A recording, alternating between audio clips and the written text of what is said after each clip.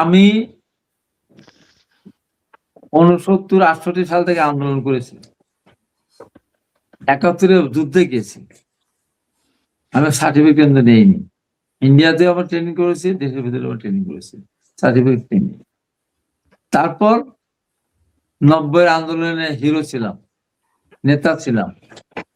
তারপরে অনেকগুলো আন্দোলনের এখন আমি এখনো ভাড়া বাসায় থাকি, 6 তলা ভাড়া বাসা। আমার 20 বছর পার হলো, মানুষ বিবাহ বার্ষিকী পালন করে না, 25 বছর 50 বছর। তা আমার বাড়িওয়ালা 20 বছর হয়েছে, আমাকে দাওয়াত করলো সেদিন, আমার সাথে প্রায় 20-30 জন ছিল, আমাকে খাওয়ালো। আমি 20 বছর ওই বাসায় সিঁড়ি বেয়ে বেয়ে উঠি, আমার ওয়াইফ অসুস্থ, আপনারা দেখেছেন। আমার বাড়িওয়ালা, আমার বাড়িতে পুলিশ গেছে, আর্মি গেছে, কি র্যাব গেছে, ডিবি গেছে, তছনছ করেছে, কোনদিন আমার বিরক্ত কথা বলবে। আমি গত পরশুদিন আমি ওখান থেকে খাওয়া দাওয়া করে আসলাম। আর এনারা ওরা থাকতো মেসে, চড়তো বাসে। এখন কোথায় থাকে? এখন কি লিফটওয়ালা বাসা ছাড়াও থাকে? ওরা কি এখন বাসে চড়ে? চলে না। আমি এখনো বাসে চড়ি, আমি লেগুনাতে চড়ি, আমি পায়ে হাঁটি, আমি রিক্সায় চড়ি। এই হলো আমি, আমরা। আর তারা তারেক রহমান সম্বন্ধে প্রশ্ন যখন করে, একবার ভাবে না যে তারা যদি বেঁচে থাকতো, চড়তো বাসে, আর তারেক রহমান শহীদ রাষ্ট্রপতি জিয়া রহমানের সন্তান, সাবেক 3বার প্রধানমন্ত্রীর সন্তান, তারেক রহমান শ্বশুরদের ওই যে আপনার ওই ধানমন্ডি যদি 1 কোনা বিক্রি করে দেয়, ওরকম তারেক রহমান 10 বছর না 50 বছর থাকতে পারে, তারেক রহমান জুবাইর রহমান ইতে লন্ডনে। আর রাজনৈতিক দলের নেতা, স্বাভাবিকভাবেই রাজনৈতিক দলের নেতা হিসাবে কে বন্ধু বান্ধব আত্মীয় স্বজন এটা থাকবেই। তারেক রহমান একমাত্র একমাত্র একমাত্র প্রধানমন্ত্রী এবং রাষ্ট্রপতির সন্তান যিনি নিজে চাঁদাবাজি না করে ব্যবসা করে নিজে উপার্জন করে নিজের জীবিকা নির্ভর করার জন্য চেষ্টা করেছিলেন। ওই জন্য আপনার ওই কোকো লঞ্চ এটা নিয়ে কত কথা বলে। তারপর উনি ডান্ডি ডাইং উনি করতে গিয়েছিলেন, করেছিলেন, চালিয়েছেন, সেখানে লোন নিয়েছেন। সেই লোন দীর্ঘদিন বিদেশ থাকার কারণে লোন পরিশোধ করতে পারেন নাই, সেই লোন বাড়তে বাড়তে অনেক হয়েছে। ওরকম লোন বাংলাদেশে বহু লোকের হয়েছে, শত শত কোটি টাকা। সেই লোনও কিন্তু সরকার মাফ করেন। তারেক রহমানের ভাই মারা গেছে, আর এখন কোকো তার বাচ্চাদের নামে কিন্তু মামলা হয়েছে, মামলা করেছে। আর এরা যদি প্রশ্ন করে তারেক রহমানের কি আছে? শহীদ রাষ্ট্রপতি জিয়া রহমান শহীদ হওয়ার পর 2টা বাড়ি দিয়েছিল, একটা বাড়িতে থাকতেন ক্যান্টনে, আরেকটা বাড়ি দিয়েছেন যে বাড়িটা ভাড়া দেয়।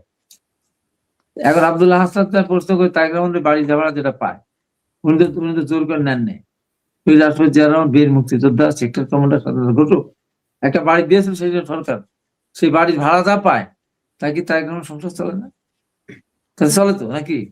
চলে তো। একবার ভাবে এই কথাটা বাংলাদেশে আমি ছাড়া, আজকে আমি যে বললাম এই কথাটা, আমাদের কোনো নেতা কিন্তু উত্তরটা দেয়নি। তারেক রহমান যে বাসায় ভাড়া পায় সেই বাসা ভাড়া দিয়ে একটা সংসার খুব ভালো মতো চলে।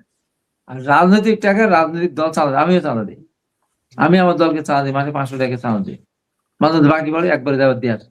আমাদের দলের কোটি কোটি আমাদের সদস্য তারা চাঁদা দেয়, দল সেই টাকা দিয়ে চলে। তারেক রহমানের চলার জন্য ইয়ে লাগে না, ওই ওই চাঁদা তোলা লাগে না, তারেক রহমানের খাওয়া চাঁদা তোলা লাগে না।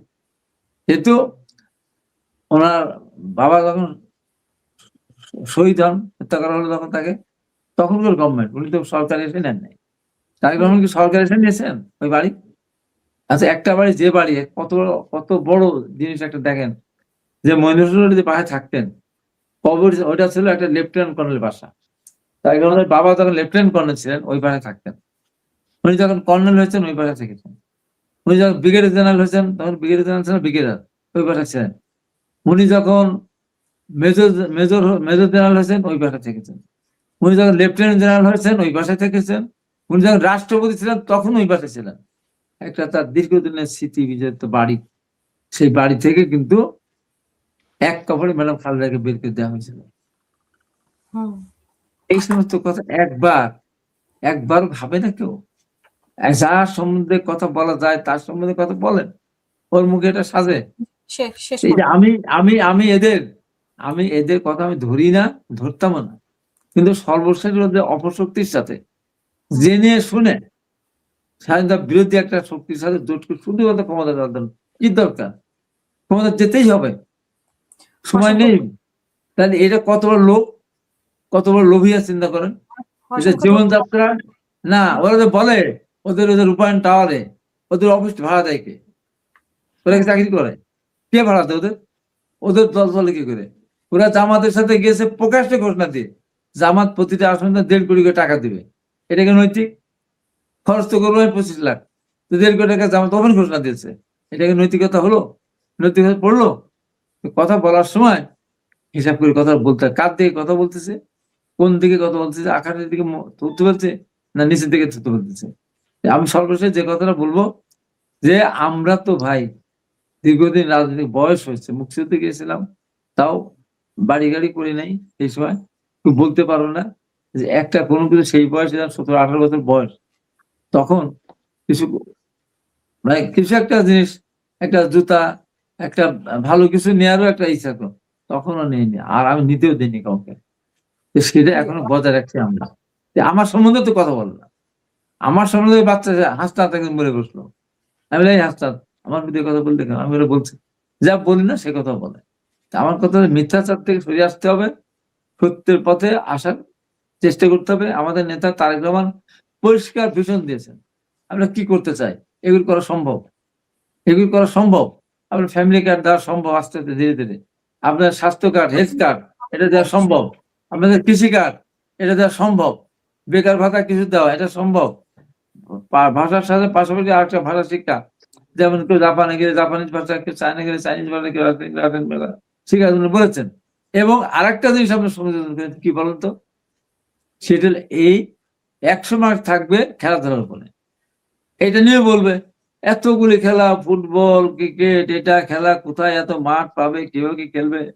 ওদের মাথার মধ্যে এই বুদ্ধিটুকু নাই যে একটা খেলা যেখানে খেলার মাঠ আছে ফুটবল খেলার, ওই স্কুলের ছেলেরা বা ওই স্কুলের মেয়েরা ফুটবল খেলা খেলতে নিতে পারে। যেখানে খেলার মাঠ ছোট আছে, ক্রিকেট খেলা যায়, সেখানে ওরা ক্রিকেট খেলা। এবং যেখানে কোন মাঠই নেই খেলার, ক্রিকেটও নাই, ফুটবল খেলার মাঠ নাই, তবে ইনডোর খেলা আছে কিছু, সেই খেলা তারা খেলবে 100 মার্ক। তাহলে হবেটা কি? আজকে আপনার আর্জেন্টিনা এবং ব্রাজিল তাদের ফুটবলাররা কোটি কোটি টাকা উপার্জন করে নিয়ে যাচ্ছে। এক রোনালদোই কত টাকা নিয়ে গেছে আপনার এর থেকে, পর্তুগালের। এই যে আমাদের দেশে তারেক রহমান মাথায় এসেছে যে আমাদের দেশের যদি আমরা সাবজেক্টটা যদি খেলার একটা সাবজেক্ট রাখি, এখন থেকে ভালো করে খেলে আমাদের ছেলেমেয়েরা একদিন বিশ্ব অঙ্গনে ক্রিকেট খেলবে না, ভালো ক্রিকেট আমরা জিততে পারিনি বিশ্বকাপ, সাকিব তো কোটি কোটি টাকা ইনকাম করে